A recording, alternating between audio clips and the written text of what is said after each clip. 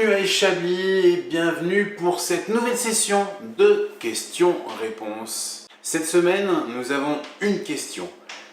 Y a-t-il une différence entre la rive gauche et la rive droite des Chablis premiers crus?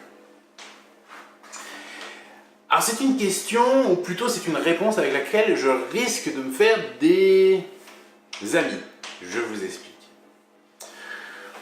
Il est dit à Chablis, sur ces 5500 hectares, pour résumer, que le Serein partage le vignoble en deux parties. D'un côté, la rive droite, vous allez retrouver les grands crus, quelques premiers crus, des petits Chablis et des Chablis.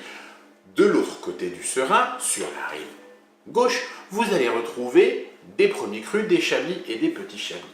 Et quand vous viendrez à Chablis, vous allez poser la question à droite, à gauche, et tout le monde a finalement une opinion là-dessus.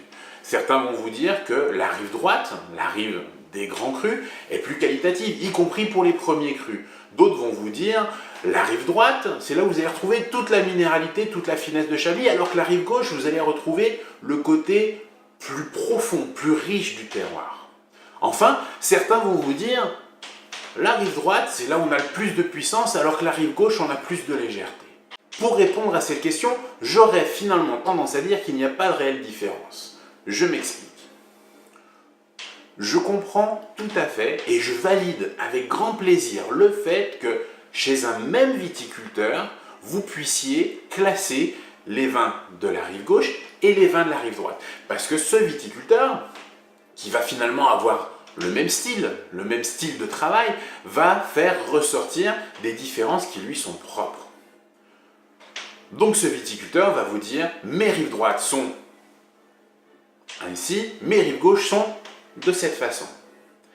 Là où je commence à dire des choses un petit peu différentes, et c'est là où je commence à me faire des amis, c'est que si on devait déguster, je vais vous prendre un exemple puisque c'est quelque chose que j'ai fait.